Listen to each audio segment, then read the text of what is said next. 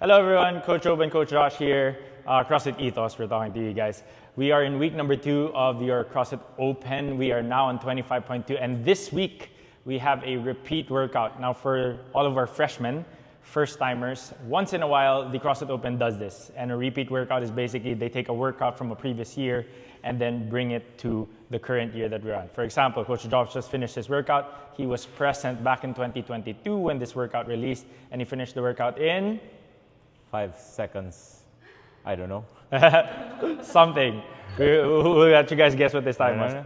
Anyways, this is also an anxiety-driving workout. We know that for sure. For a lot of you guys who are just 1 or 2 years in your journey in CrossFit, or most of you guys, whereas the others are a little bit more used to the movements, and this is an opportunity for you guys to check and balance whether we've been working with our gymnastics, strength, even our jump rope work throughout the year.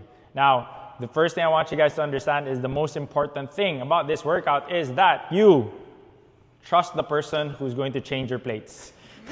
Stay sharp. Because they can literally make it worse for you.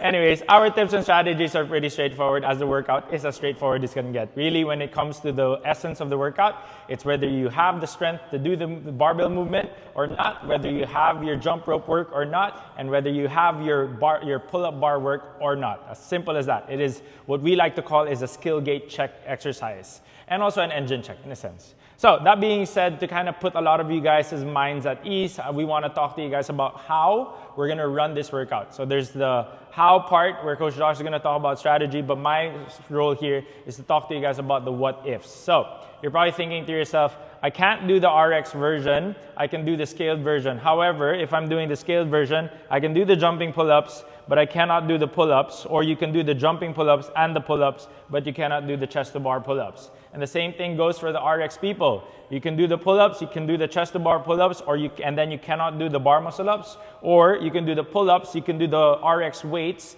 but you cannot do chest-to-bar pull-ups. So the first thing I want you guys to ask yourself here is you're going to have that check boxes, and then once you get to the movement that you are unable to perform, you then have two paths. Path number 1 is with the remaining time, you guys will continuously attempt to do the movement that is stopping you. So that could be the regular kipping pull-ups, that could be the chest-to-bar pull-ups for our scaled athletes, that could be the chest-to-bar pull-ups, or that could be the bar muscle-ups for our RX athletes.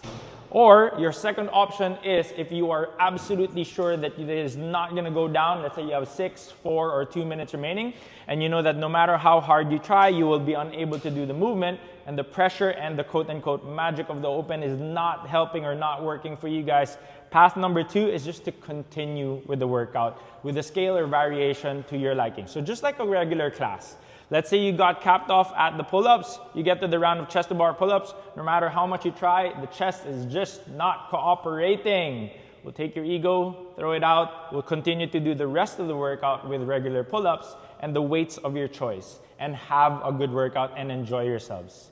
That being said, regardless of which path you take, at the end of it, whatever score will be recorded was the last valid repetition. So for example, let's say on the scale division, you did your jumping pull-ups, and then you got to the pull-ups, and you were unable to do anything, then your score will be the round of the jumping pull-ups as well as your tie break.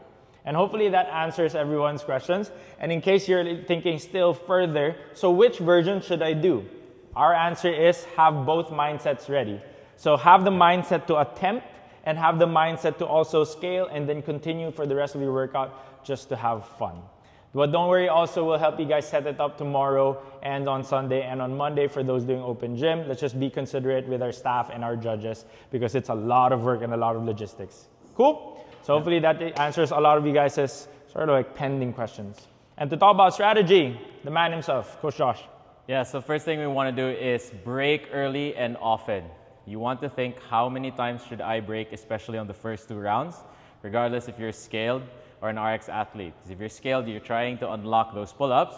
You don't want to be rushing, jumping on that box over the jumping pull-ups like a Tasmanian devil, especially even if you're unlocking your bar muscle-ups. If you remember Fran, you can look at CrossFit.com what Fran is. Everybody knows that's a hard and terrible workout after. So this is times 5 to 10 of the fatigue because it's higher skill and it's only 3 reps less per round, okay? So the worst thing you're gonna do is try to finish the doable movements first, thinking that you have so much time left on the clock, and then you're entering into that zone 4, zone 5 heart rate. That's going to be much harder to unlock the skill you're trying to get. So that's basically it in terms of strategy, keeping it simple. Again, break early and often, no rush, maximize 12 minutes. For sure. And just to kind of snowball and add to that, we also have to remember that the open is a time to really push yourselves as well. So when you're boiling down to that last 2 minutes, last 3 minutes, try to put that foot on the pedal. It is a safe space for you guys to go fast. Granted that, of course, you can do the workouts. That being said, Coach Josh talked about this a lot during the last town hall when we're thinking about preparing for the open. And, a few months out, we already did all the work. So we want to think about the timeline of the year. We also just want to remind everybody, please don't get frustrated. It is part of the process. The more you respect it, the more you respect your safety, the more you respect the work that the tenure that you guys have, the better the journey will be. So use this as a great checkpoint for where you're at in terms of your progress, whether it be the gymnastics work, the jump rope work, because I know a lot of us get frustrated with double unders, and that's common and normal, and how the barbells feel. Although honestly, here at CrossFit Ethos, I feel like everyone's going to crush the thrusters because you guys are all nice and strong. Yep. Yeah. Last thing, for those who are present on January 11 and February 8 on Tester, you can look at your scores in WOD Up. Those two workouts are the closest thing to 25.2. So you can get the data and how many reps you get in a certain time. Then you have an estimate of your pace.